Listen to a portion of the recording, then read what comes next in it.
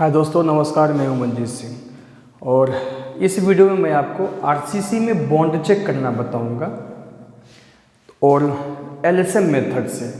इससे पहले लेक्चर में मैंने आपको डब्ल्यूएसएम मेथड से वहां पर आपको मैंने बताया हुआ है बॉन्ड चेक कैसे करते हैं, लेकिन अब मैं आपको बताऊंगा एलएसएम मेथड से। ठीक है, तो इस एलएसएम मेथड से मैंने आपको शियर एनफोर्समेंट का डिज़ाइन करना बता दिया है, यानी शियर चेक करना बता दिया है। अब बॉन्ड चेक करना मैं आज आपको बताऊंगा इस वीडियो में। बॉन्ड चेक, ये बॉन्ड चेक क्यों करते हैं, चलिए इसके बारे में कुछ डिस्कस करते हैं। जैसे मान लीजिए कि आपका ये कंक्रीट का कोई ब्लॉक है, कंक्रीट है मान लीजिए आपका ये, इस कंक्रीट की लंबाई कुछ भी हो सकता है और इस कंक्रीट के अंदर स्टील बार की लंबाई कुछ न कुछ तो अंदर जाएगा ही।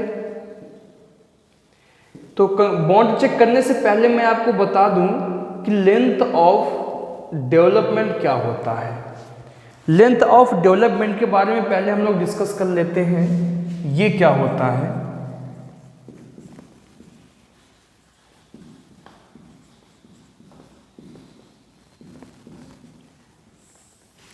अब मान लीजिए कंक्रीट का ये ब्लॉक है, इसमें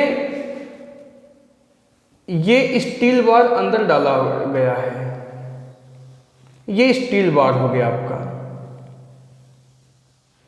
अब इस स्टील बार की लंबाई कुछ भी हो सकता है, हमें लंबाई से मतलब नहीं है कितना है, लेकिन अब यहां पर ये बात आती है कि ये स्टील की जो लंबाई है वो कंक्रीट ब्लॉक के अंदर कितना जाना चाहिए।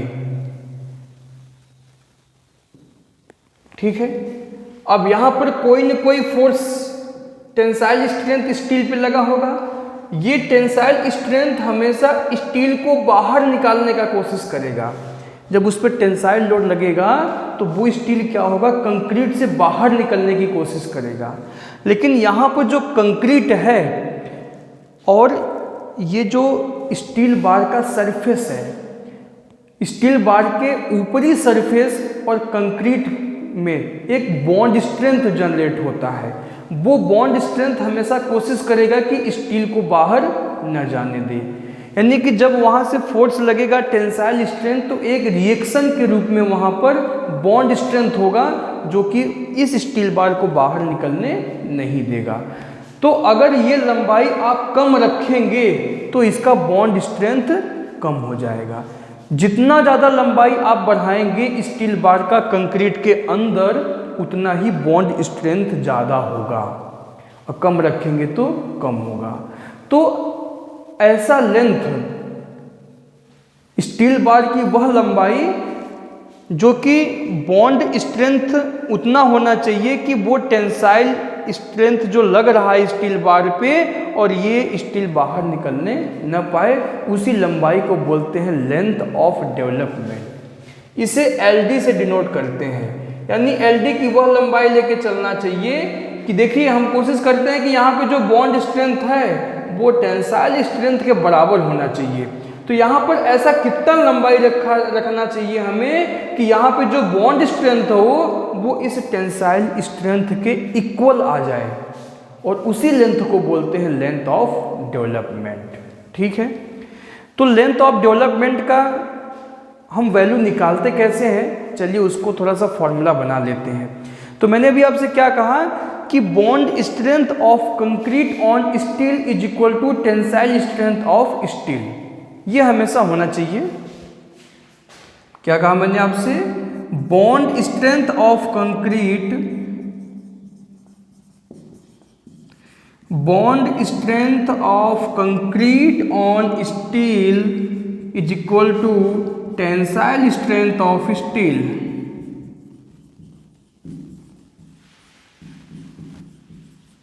ठीक है, स्ट्रेंथ कैसे निकालते हैं, एरिया इंटू स्ट्रेस। स्ट्रेंथ का फॉर्मूला क्या होता है, एरिया इंटू स्ट्रेस। तो हम ये जो एलडी लेंथ का स्टील बार है इसका एरिया निकालेंगे। तो इसका एरिया कैसे निकालेंगे, मान लो ये आपका स्टील बार है और कह दिया जाए कि इसका सरफेस एरिया कितना है, तो कैसे निकालेंगे, टोटल लेंथ ले लेंगे इंटू फाई का मल्टीप्लाई कर देंगे, तो क्या हो जाएगा, ये हो जाएगा आपका pi into phi into L D. ये हो गया एरिया ऑफ स्टील बार, कहाँ से कहाँ तक, यहाँ से लेके यहाँ तक।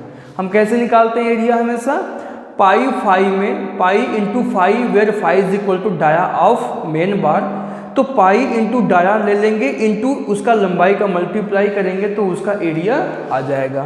तो pi phi into L D where phi क्या है, डाया ऑफ मेन बार, इसे हम लोग लिख लेते हैं यहाँ पे, फाई क्या है, डाया ऑफ मेन बार, ये जो स्टील बार प्रोवाइड किया गया है, और एल डी क्या है, length of development.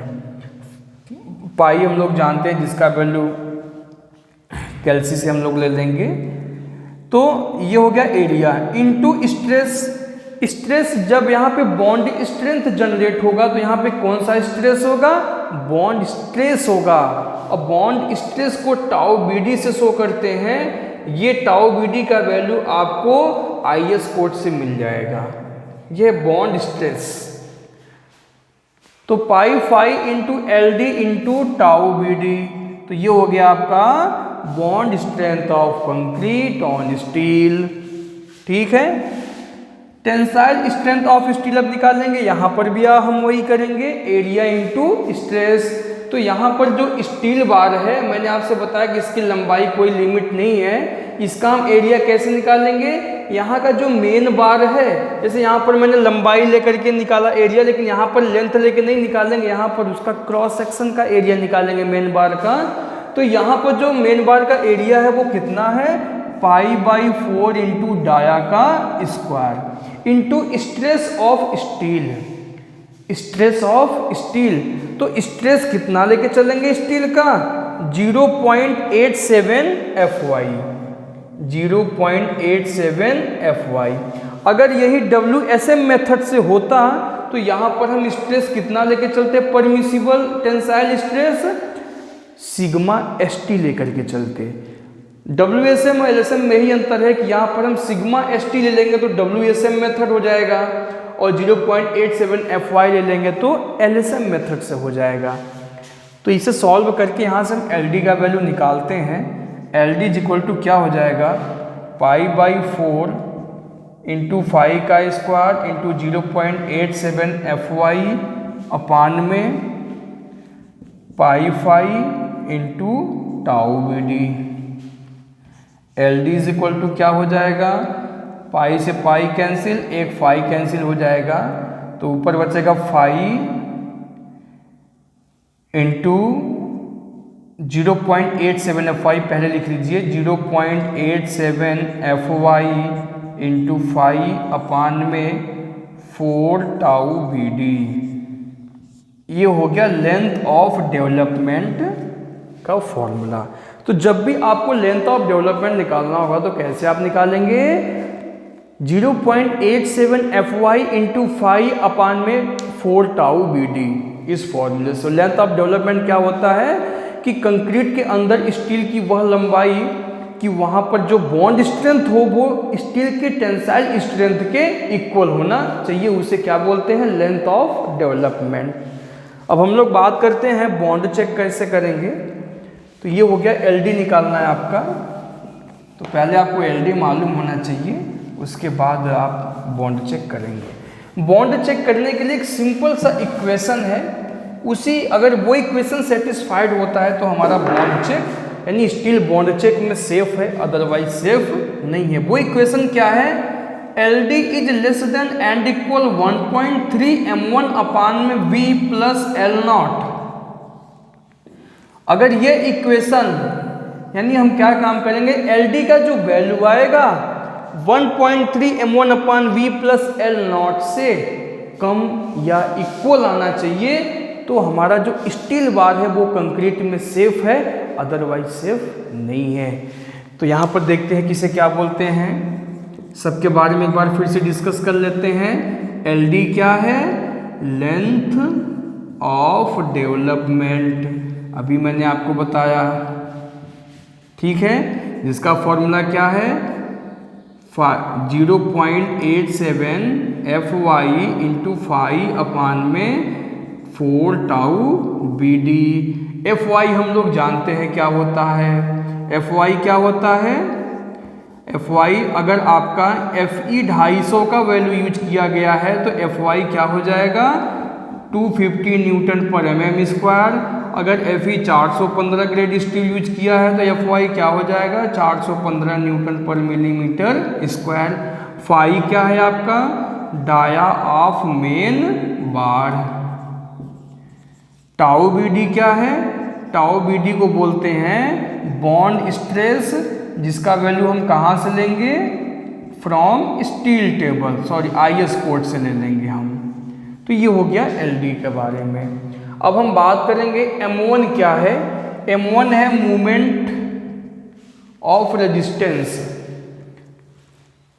On steel. Steel का जो मूवमेंट ऑफ रेजिस्टेंस होता है जिसका फॉर्मूला क्या होता है 0.87 FY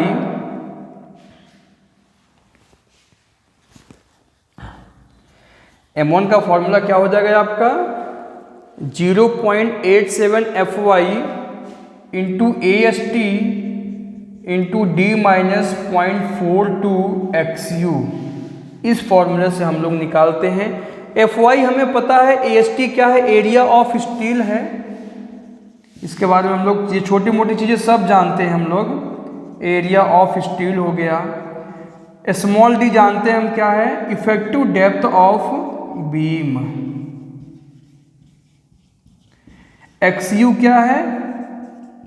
XU है आपका डेप्थ ऑफ न्यूट्रल एक्सिस, जिसका फॉर्मूला हम लोग क्या लगाते हैं, जिसका फॉर्मूला होता है 0.87 FY इंटू AST अपान में 0.36 FCK इंटू B।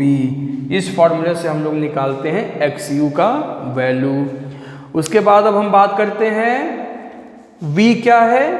V है आपका डिजाइन शियर लोड है।